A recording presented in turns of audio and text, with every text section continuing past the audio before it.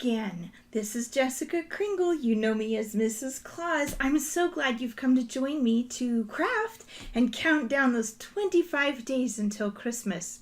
Speaking of counting down, let's mark our advent calendar snowman here. We've got to move our snowflake from number 3 to number 4. Ooh, it's getting closer. I'm so excited. So today I want to show you some of my favorite things to do with shrink plastic. Now, I know that there's a brand name of this, but this is the fun part of this. I've promised you that I'm going to try to find ways to let you use household items for the most part, things that you can hopefully find around the house. So now you get to go on a scavenger hunt. When mom and dad or your parental figures put things into the recycling bin, you can check and see if any of them have the little number 6 around the little recycling sign.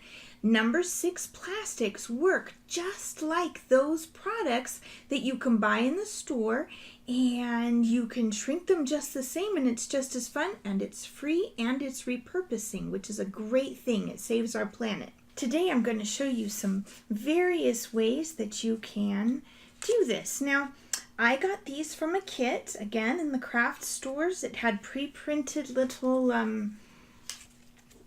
things on it for Christmas, so you can definitely find kits. This wonderful kit came with a set of, it kind of made me laugh, t-shirt markers. You have to use permanent alcohol-based markers on these. You can't use crayons or colored pencils. They just won't work. Crayolas won't work. So I've also got some Sharpies here because that's, what I already had in the house. But the little kit came with these. Now, the various ways that you can play with these plastics are, if you're a good artist, I'm not. I like rubber stamps because I'm not a great artist. If you're a good artist, you can just draw on these directly with your markers. Some of them come pre-printed. You can rubber stamp on these. Now, in order to stamp on them, you need to use one of the permanent ink pads, which I don't have, so I can't show you, but they sell them. They're permanent ink pads, and you can stamp right on here and then color or not. Cut it out. You want to wait for it to dry a little bit because it is tacky. Or you can take an image that you like, place the plastic over it, and then trace it. So I'm going to show you these things, and then I will also show you some of the projects that I've made in the past. So you may have noticed that Mrs. Claus kind of loves panda bears. I've got the stuffed one over here, and I was wearing panda bear earrings the other day, but I made myself some panda bear earrings once, and one of them did break. It's brittle, so you have to be careful. I have no idea why, but I have these red hot chili pepper earrings, probably for a Cinco de Mayo celebration or something.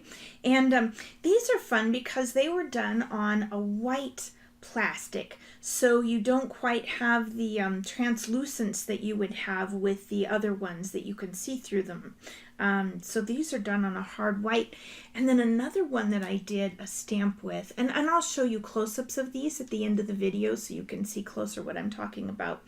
But I took a Happy Easter stamp that I had and made these little Happy Easter earrings too. So when you're counting down the days until Christmas, or counting down the days until your favorite holiday, no matter what it is, you can always find some fun craft thing to do in order to make it just special for you. So the first thing I'm going to do is just simply take this one that came in the kit.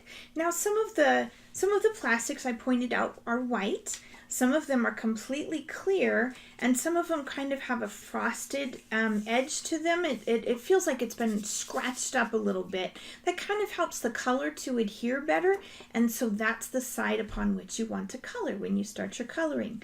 So I'm just going to very quickly color this. Now, I'm going to play some of my favorite Christmas music while you watch the magic of fast motion, I'm going to go ahead and color this really quickly so you don't have to wait for me. Now, I do have a Facebook page. It's under Jessica Kringle, Mrs. Claus. Hopefully you recognize me on there. And if you want to tell me on that page what your favorite Christmas music is, I will see if I can play some of it next time I have to use this magical speed in order to have you not sit through just watching me color, okay? But today, I get to pick.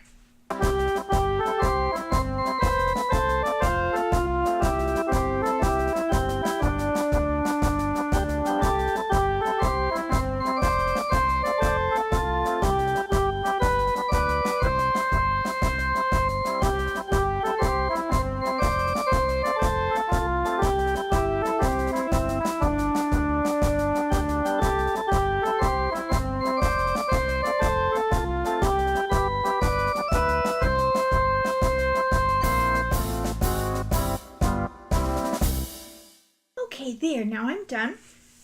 Now, some of the things you may notice, when I got the kit, I thought, my goodness, this is an awfully strange color of green for a Christmas decoration. And I didn't care for how light the red was either. So I went ahead and went over the red twice. So it did darken it up just slightly, turned it from looking more of a red and less of a pink. However, as these shrink down and the colors condense, then what you'll notice is that they do become quite a bit darker. So you're going to see that when we, heat it up close. So I'm done with that one. Okay, so now what we're going to do is, there are two ways that there are three tools, but two ways in which you can shrink these plastics. One of them is to use a heat tool. Now, this is a crafter's heat tool. Some of our tool sheds have heat tools in them because they use these they look like giant blow dryers to melt the paint right off the walls, and so it's a paint removing heat tool. The other way is to pop them into the oven. You can use a toaster oven or a regular oven. Put it into a 325 degree preheated oven. Again, make sure it's in a safe dish, and you're going to cook it for 1 to 3 minutes, and hopefully you can watch it in there. I think that's the most fun part, is kind of watching it crinkle up. I love that.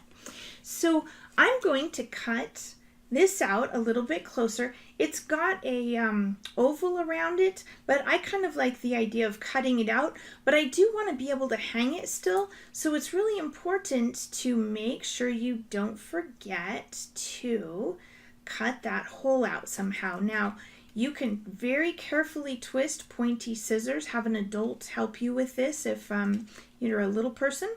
You can also use a hole punch if you have one. Not everybody does.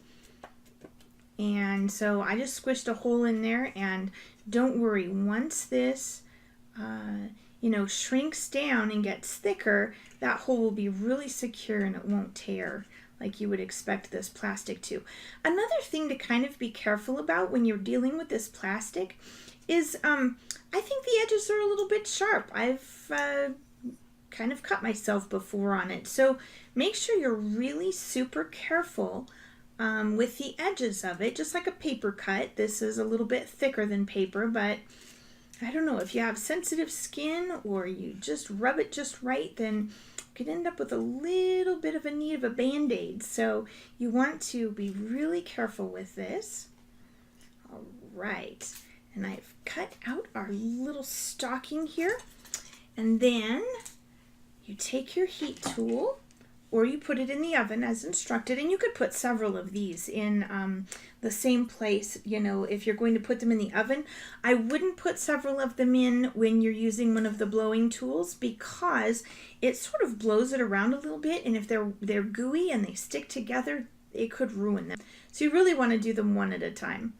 I am going to let this heat up for just a second. You probably won't be able to hear me, and then I'll let you see what happens to this.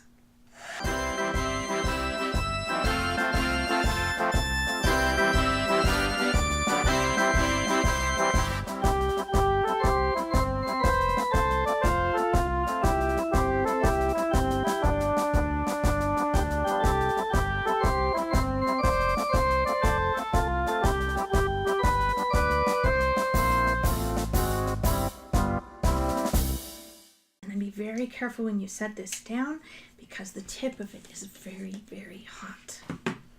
Okay, so once in a while what can happen is that this will curl up upon itself. Now a lot of times it will straighten itself back out as you keep heating it, and sometimes it won't, and unfortunately you'll have to start over.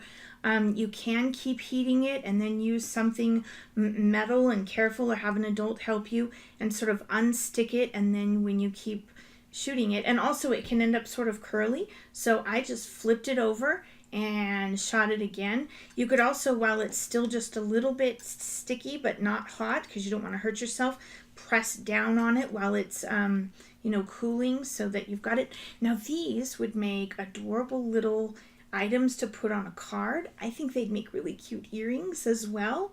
You could hang them on a tree, or I have a miniature tree over here. These would look adorable on that. So these are just really fun. And you can see that they're nice and hard. And again, I'll show you close-ups of this when we're all done. All right, so let's do the next one. Now this is some wrapping paper that I have.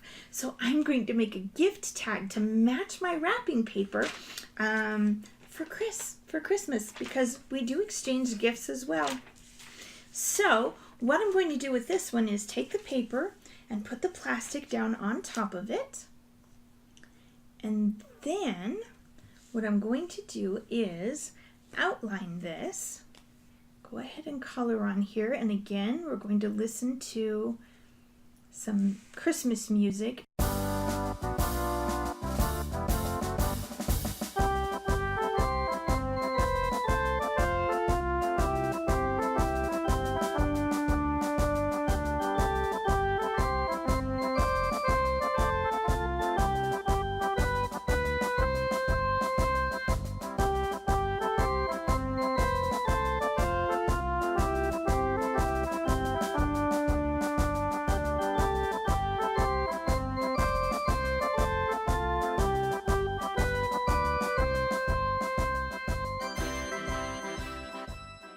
And then I'm going to write to Chris from Jessica. All right. Oh, now what's also fun about this is that, you know, the scarf here was red and I made it green. And one of the reasons I made it green is because I like to be able to see what I've colored in, and if I were doing it red, I might miss a spot. The other thing you can do is after you remove it, you can certainly, if you've missed a spot, do some touch-ups, you know, when you're not tracing anymore, because you'll be able to see if you put it on top of something white. The other reason is I just like some variety, and then I wrote right on here. I also, you know, here the arms are white, and I guess I could have colored around it, but it would have just kind of been messy. So I took some artistic liberty and made those arms brown. So now I'm going to again cut this out. Now I would recommend, because I don't like waste and I like to make sure that you use everything, if you try to cut it out in as large a pieces as possible, then you'll end up with some scraps that you can hopefully use for another project later, or to make little ornaments. You know what's really fun? I've seen people make charm bracelet charms out of these, and they just do whatever they want and then cut them out, and then you can attach them to a charm bracelet. Now I'm going to, not sure what yet, but I know that I would like to do some kind of jewelry project. Now on this, you can either give yourself a hole, you know, over the top so that you can tie a string through it, or you can just plan to glue it or tape it to a package or a card, whatever it is that you're going to go ahead and do. Okay, there, I've got it all cut out, and now I'm going to do just what I did before. I'm going to take a heat-safe, this is a baking dish, because you know I do love to bake. I love to bake for the elves and for Santa. You think he just likes to eat cookies on Christmas Eve, you're silly, because he likes to eat them all the time, and I have to bake a lot. So, going to again turn on the heat gun and watch it crinkle up, or again, you can put it in the oven.